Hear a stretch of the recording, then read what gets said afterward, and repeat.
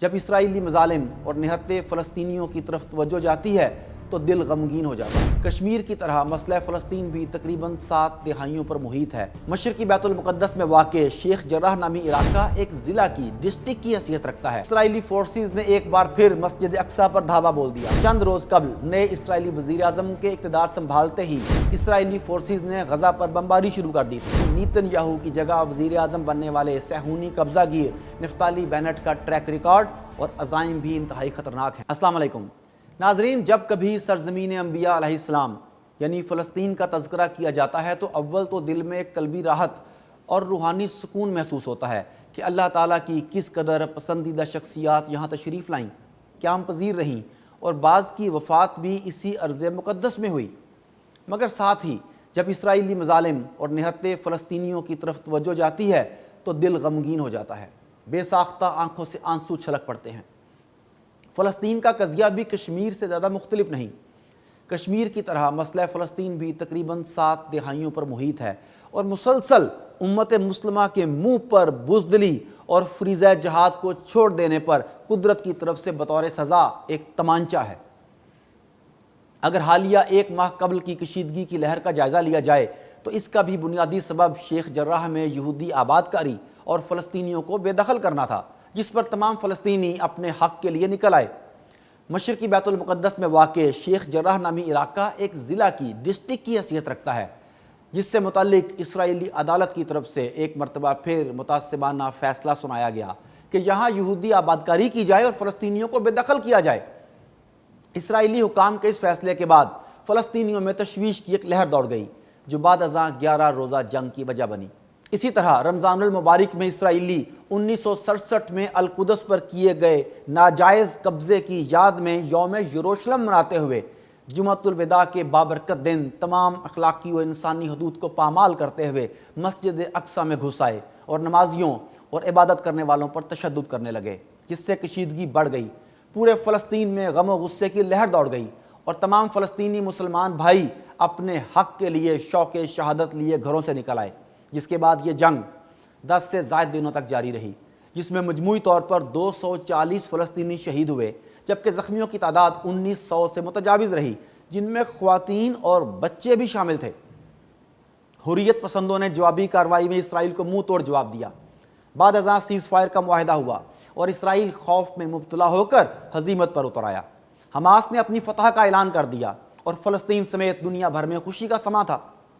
سن 2000 کے بعد یہ اسرائیل اور حماس کے درمیان چوتھی بڑی لڑائی تھی، جبکہ اس سے پہلے دونوں کے درمیان سن 2008، 2012 اور پھر 2014 میں بھی جھڑپیں ہوئیں۔ تاہم ان لڑائیوں کے بعد دونوں ہی اطراف سے فتح کا اعلان کیا جاتا رہا ہے۔ چنانچہ اس بار بھی پہلے کی طرح جنگ بندی ہو گئی ہے اور دونوں طرف سے جیت کے دعوے بھی سامنے آئے ہیں۔ ناظرین، یہ تو تقریباً 1 ماہ قبل کی بات تھی، مگر اب بالکل تازہ ترین خبروں کی بات کی جائے تو اسرائیلی فورسز نے ایک بار پھر مسجد اقصی پر دھاوا بول دیا۔ اسرائیلی فورسز کی جانب سے نماز جمعہ کے لیے آئے فلسطینیوں پر ربڑ کی گولیوں کا استعمال کیا گیا، جس سے متعدد نمازی زخمی ہو گئے۔ دوسری طرف اسرائیلی طیاروں نے ایک بار پھر جنگ بندی کی خلاف ورزی کرتے ہوئے دوسرے روز بھی غزہ پر بمباری کی، جس میں متعدد عمارتوں کو نشانہ بنایا گیا۔ حماس ترجمان کا کہنا ہے کہ بمباری اسرائیل کی نئی حکومت کی کارروائی ہے، تاہم ہم اسرائیلی جارحیت کے خلاف اپنی مزاحمت جاری رکھیں گے۔ ناظرین، یاد رہے چند روز قبل نئے اسرائیلی وزیر اعظم کے اقتدار سنبھالتے ہی اسرائیلی فورسز نے غزہ پر بمباری شروع کر دی تھی۔ سیز فائر کی خلاف ورزی کرتے ہوئے اسرائیلی طیاروں نے رات گئے غزہ کے ساتھ خان یونس پر بھی بم برسائے، جس سے متعدد عمارتیں ملبے کا ڈھیر بن گئیں۔ ناظرین، اسرائیل میں نئی حکومت کے آنے کے بعد بے خبر حلقوں کی جانب سے توقع ظاہر کی جا رہی تھی کہ شاید معاملات امن و امان کی طرف جائیں اور ظالم نیتن یاہو کے بعد آنے والے نئے وزیر اعظم مثبت کردار ادا کریں، مگر یہ بے خبر حلقے تھے۔ در حقیقت نفتالی بینٹ نے ظالمانہ صہیونی روایات کو مد نظر رکھتے ہوئے فوراً دوبارہ بمباری کا سلسلہ شروع کر دیا اور اب ہلکی پھلکی سی مگر ایک نئی جھڑپ کا آغاز ہو چکا ہے۔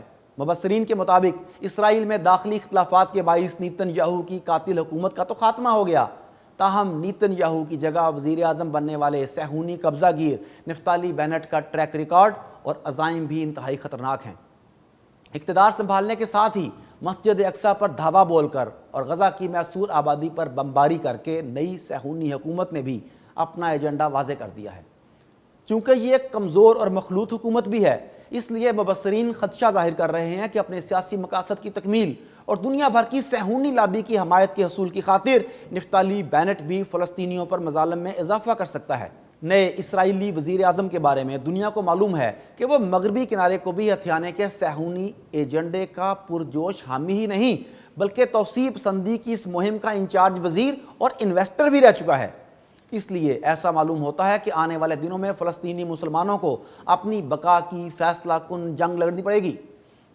نیز اب یہ عالم اسلام کا امتحان ہوگا کہ وہ اس جنگ میں، جو کہ صرف فلسطین کے مسلمانوں کی نہیں بلکہ پوری امت مسلمہ کی جنگ ہوگی، کیا کردار ادا کرتی ہے۔ دریں اثنا بین الاقوامی کانفرنس کے دوران امریکہ اور یورپی یونین نے فلسطین کے 2 ریاستی حل پر اتفاق کیا ہے۔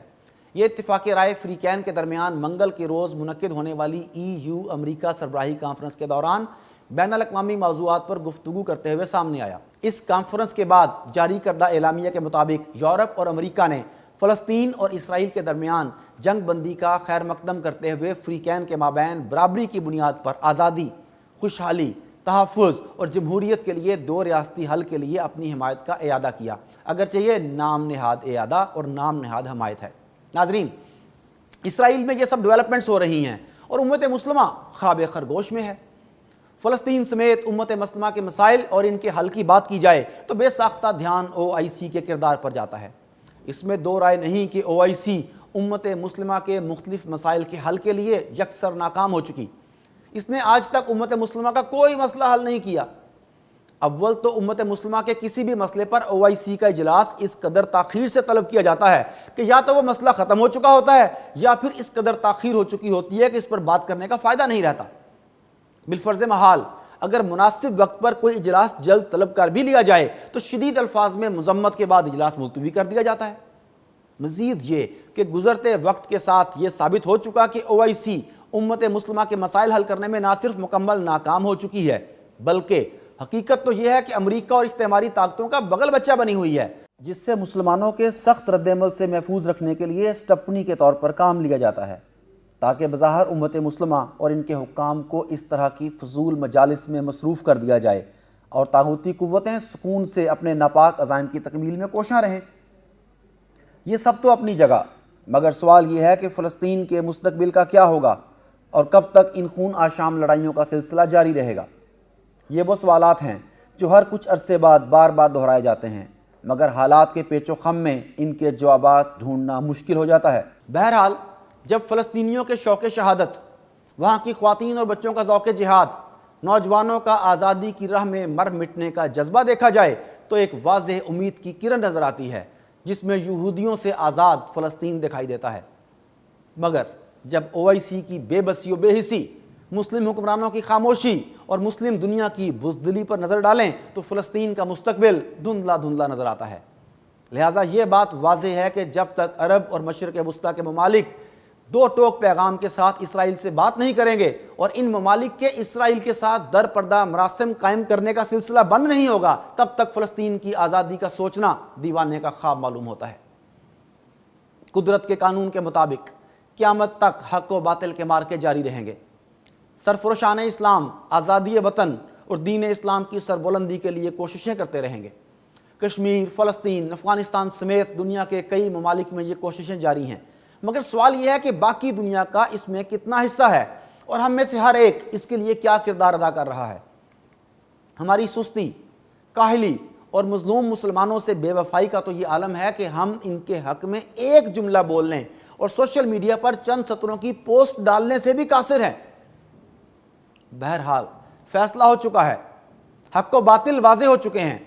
جو باطل کے ساتھ کھڑا ہوگا وہ قرآن کریم کی واضح آیت کے مطابق سمندری جھاگ بن کر بہہ پڑے گا، اور جو حق کا ساتھ دے گا وہ دنیا میں بھی قائم رہے گا اور آخرت میں بھی سرخرو ہوگا۔ خدا کرے کفر و اسلام کی اس کشمکش میں اور مفادات کی اس دنیا میں مشکلات کے باوجود اور عالمی طاقتوں کے خوف کے باوجود ہم مظلوم امت مسلمہ کے ساتھ ہمت و حوصلے کے ساتھ کھڑے ہوں اور ہر طرح کے دنیاوی مفادات کو پس پشت ڈالتے ہوئے مظلوم مسلمانوں کا ساتھ دیں۔ آئیے امت مسلمہ کا ساتھ دیں۔